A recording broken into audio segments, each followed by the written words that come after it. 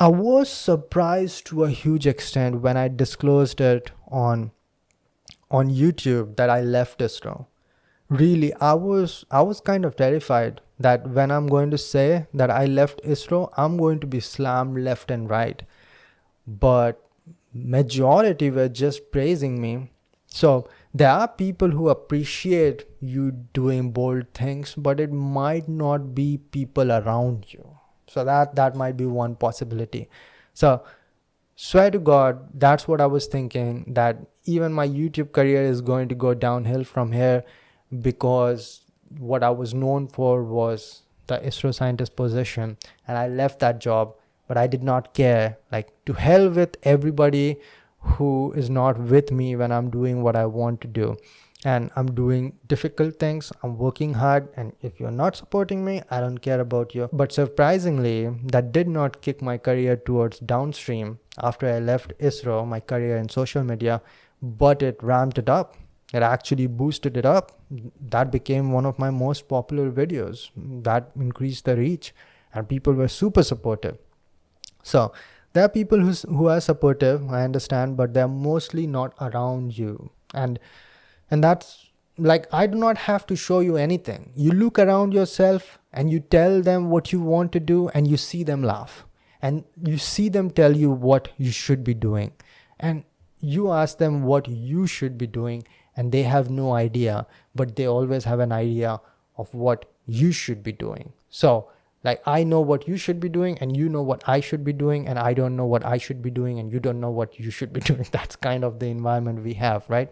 So it is easy to pass comment from a third person perspective. Maybe that's the reason. And these are the things that I saw in my first semester, when I was like, I need to do something to make a good career. And by second semester, I was like, I need to do something to make a great career. And unfortunately, the path that I took, and I think the only path that I had in my way, was to isolate myself. And I just doubled down from that point all the way up until ISRO. So that means that 6 years I did the same thing. Is there a better way to do it? Yes, there is. Was I 100% correct? No.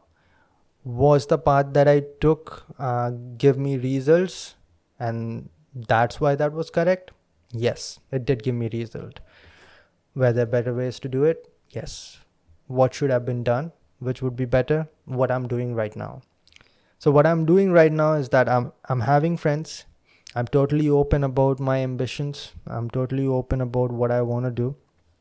And I don't try to hide it at all. And I do not expect appreciation from them or support from them, because I know that ultimately support mechanisms should be coming from within. And also, I do not get disheartened when I see negative opinions, because I know that that does not matter. Maybe I took that path 10 years, 12 years ago. Is it 12 years? Yes. Oh, how many years ago was it? 18 to right now 30 years. So 12 years ago. Maybe that was not possible for me. I don't know, because I did not have that much amount of self-confidence at that time that you will say something and I'll not listen to you. Well, if I had that much amount of mindset, I could have done that. But eventually, when I started opening this up and making friends irrespective of what they say, then I found out that it is doable. So maybe I should have tried. But then again, I was an introvert as well. And also, that was playing in a factor that it is much easier for me to stay alone. So, so it's a mixture of things. But to answer your question, yes, I did take isolation path. That was not the best way. Do I regret not having fun in college? No, I had plenty of fun later on, when I could actually have fun on the money that I was making on my own. And I don't think that there's any regret, but the only reason I say it could have been done differently is because it does take a toll on you. It does wipe away the smile from your face, and it does like awaken a darkness in you, if you know what I mean. and you do start looking at the world in a very pessimistic manner. Well, we humans are not really supposed to be alone. We are social creatures, and studies have even shown that if you're not interacting with many people, well, over time your brain is going to take a toll, like neurologically it's going to take a toll, because you are not really doing what you're designed to do. This was a podcast that I was listening to where some person was talking about dementia, and this guy has been studying dementia for 10 years, made a documentary on dementia. I think it was on Joe Rogan podcast. I'm fairly positive. So yeah, and his whole journey started because his mother faced dementia, and I think it ended in a negative manner, and he decided to make a documentary, and he was talking about it, that studies have shown that, hey, this kind of disease can originate because of you isolating yourself from social interaction. And think about how many people are isolating themselves from social interaction just because they are so much busy in their phone and social media. So one way or another, people are doing that. And I think social interactions are important, and I think that it is doable for 2 to 3 years, which is why, I mean, the other side, the isolation side, I think you'll be all right if you do it for 2 to 3 years. That again changes from people to people. I was an introvert, so it was 2 to 3 years for me. For an extrovert, 2 to 3 days will be a difficult one.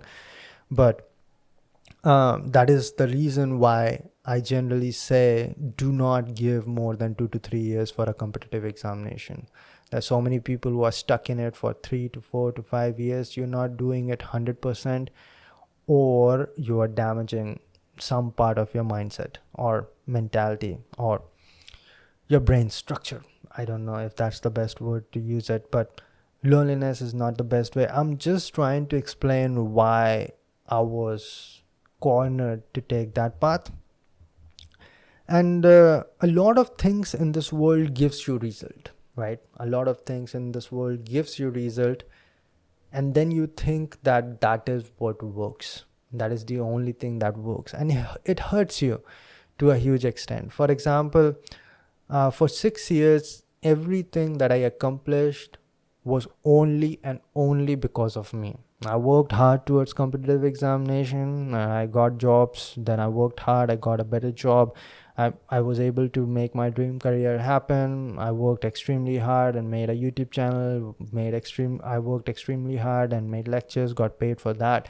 And everything was me doing alone. So I was in a mindset that you can do everything on your own. That was my mindset.